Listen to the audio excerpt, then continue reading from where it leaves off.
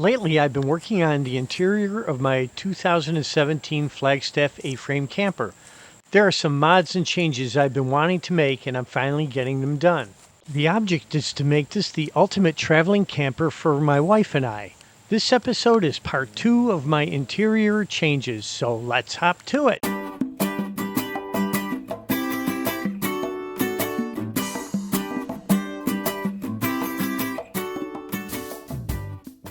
When my wife and I bought this A-frame camper almost 3 years ago, it was with the thought of creating an ultimate travel camper for some long trips around the U.S. Originally, we were going to buy a Class B or small Class C RV, but getting a small, lightweight, hard-side A-frame was a better choice for the way we travel and camp.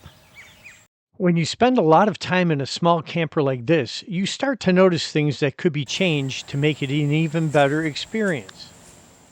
In my last episode, I reworked the counter that holds the microwave so it makes more sense for us. Now I'm going to tackle a bigger project. Under the queen-size bed, there is a lot of wasted space that I figured could be reworked. I thought this would be a perfect place to install a large storage drawer. If there's one thing these campers can always use, it's more storage. First thing to do is remove the stuff on the face of this panel. I already relocated the speaker to the microwave cabinet. Now I remove the plastic front for the CoolCat heat pump unit. There's also this switch to the water pump that needs to go somewhere else. To the left side under the bed, there is this large wire race and wooden cover over the wheel well that won't work for my new plan. I'm going to remove all of this. I pull a few screws and it all comes right out. Look at all the room I'm already gaining. I'll save the wood as I may be able to repurpose some of it in this project. I'm doing a rough layout of the drawer I'm going to build. Allowing for clearance, I calculate that the drawer face will be 28 inches wide by 15 inches high, which would let me build a drawer that's 25 by 11. That's going to be a nice sized drawer. On the other side, I've started pulling the water pump and plumbing. They had it sitting way out where my new drawer will be, so I have to compact it down and move it over. The CoolCat heat pump is far enough away so I don't need to move anything except reroute the air ducts to the side of the new drawer. I screw the pump down to its new position. Now I have to make a new water manifold to hook it all back up. I ran to Lowe's and picked up the PEX tube, fittings, and valves I need. The water line has to tie into the water pump line, and I'm going to put isolation valves on all of the lines. Here it is, one completed water manifold. That took about an hour to make. I installed it on the water system. It's nice and compact, and if you're wondering, it is leak-free. I always test my connections as I really don't want to find any leaks while I'm out camping. Now I have to remove the face off the front panel. It's glued and nailed on, so it takes a bit of effort. I want to keep it in one piece so I can use it as a template for the new face. I pull the screws holding each side to the wheel wells. It really takes a bit of effort to detach and remove the board, but it's worth it.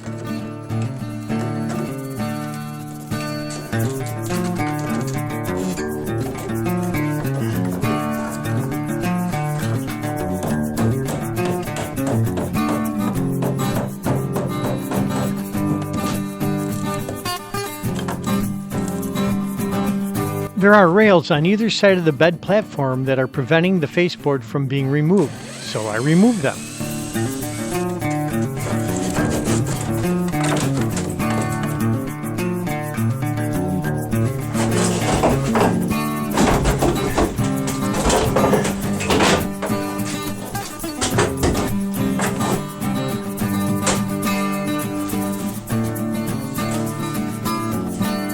I bought this sheet of 1/4-inch maple plywood to make the new faceboard from.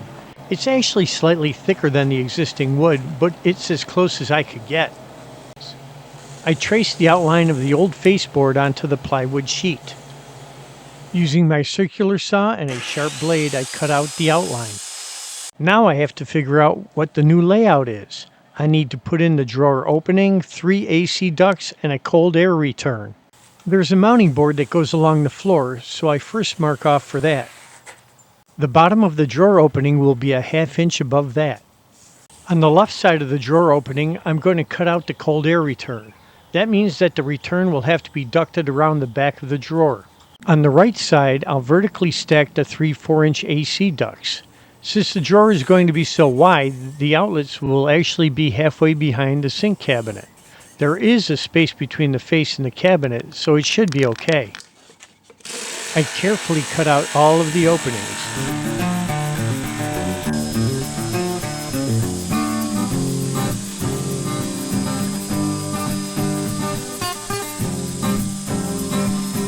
I do a quick test fit to make sure everything lines up where I need them to be. It looks pretty good.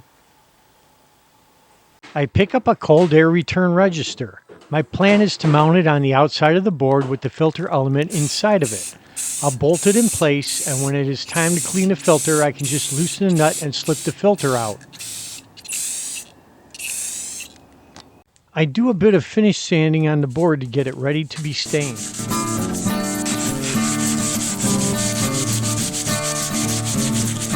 My multi-scraper and a mallet remove the mounting blocks from the old faceboard. I use a little glue and some brads to get them attached to the new board. These are the bolts I'm using to attach the cold air register. The board is ready to be stained. It's really difficult to match the color that's in the camper, but I got as close as possible.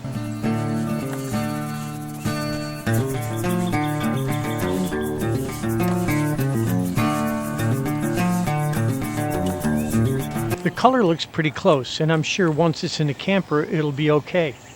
The faceboard's drying, and then I'll put a clear coat on it. In the meantime, I'll start working on the drawer. I picked up this board to make the drawer face out of. I mark out the dimensions, then I cut the board to size.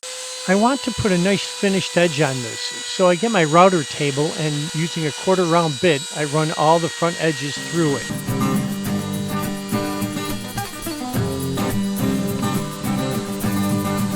Some finished sanding with a fine sandpaper, and this is also ready to stain.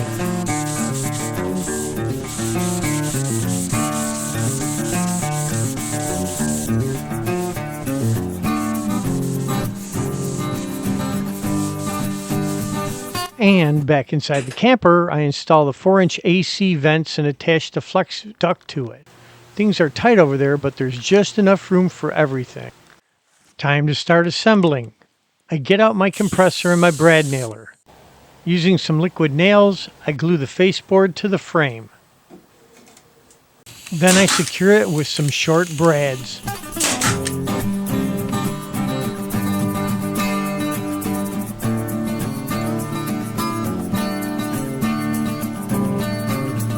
Now I have to make the frame for the drawer. I cut and install the boards that will frame out the opening on the faceboard. This partition panel that's under the bed is now just in the way, so I remove the excess.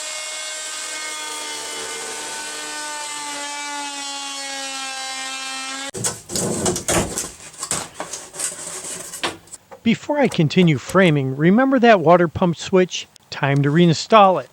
Here's a perfect spot right on the cabinet beneath the sink. Makes sense to me considering this is the only place inside this camper that even uses water. A couple of stacked holes and then a little cleanup and the switch fits right in. It looks like it was always there. All I need to do now is run the wires through the cabinet from the pump.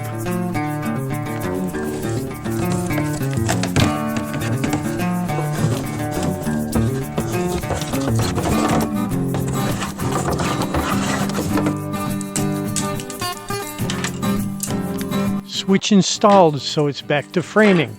I have to build a frame to support the back of the drawer glides. I've cut the lumber to size. It helps to mark the layout accurately on the floor, as everything has to be built square for the drawer to work properly.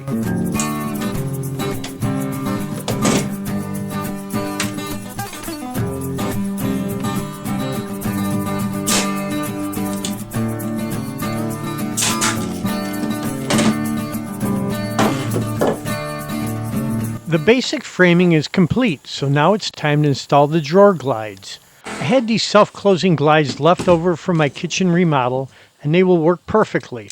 They are long enough that I can build my drawer box 19 3/4 inches deep.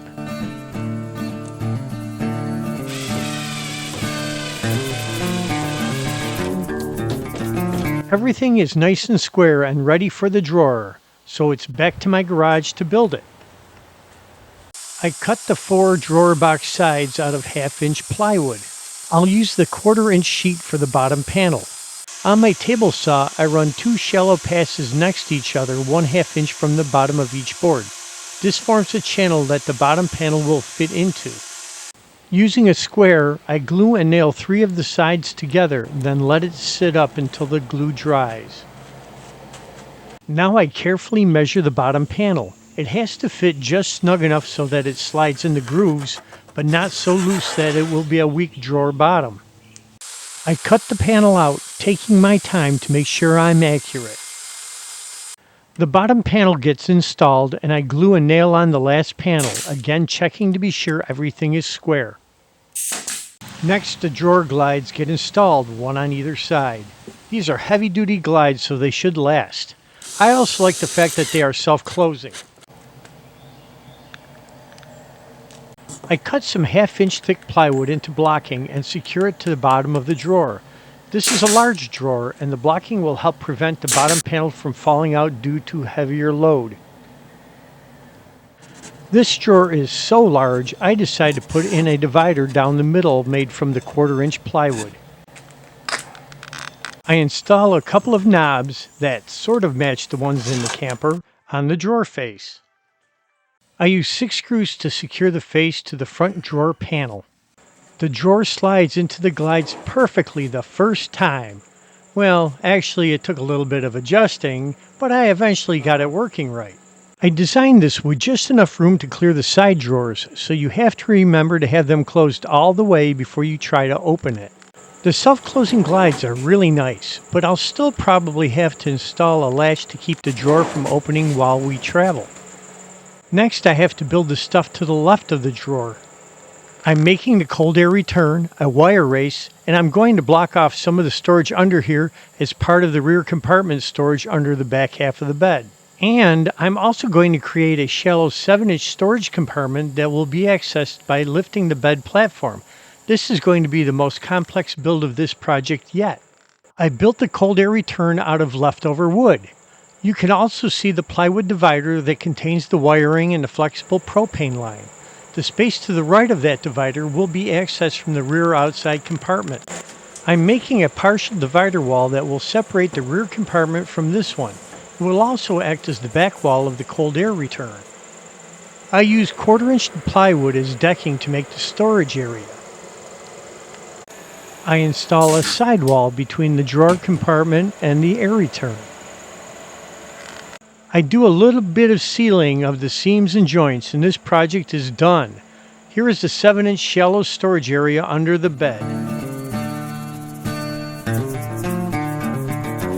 Here is the modified rear compartment. You can see the corner that the cold air duct is in. You can also see the overhead jog for the 7-inch deep upper storage area.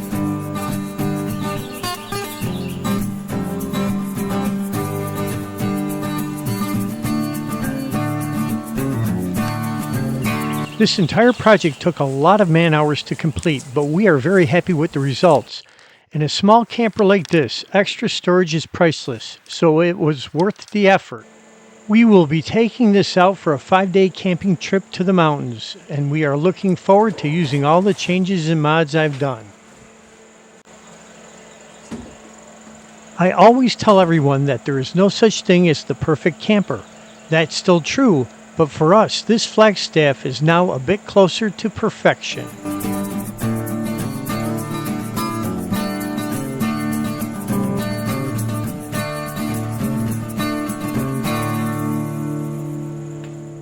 Thanks for watching. Please high-five that like icon, jingle the bell, and subscribe to my channel.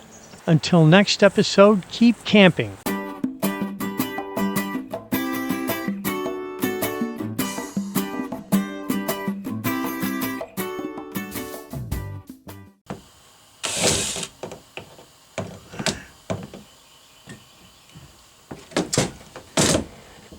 Wrong head.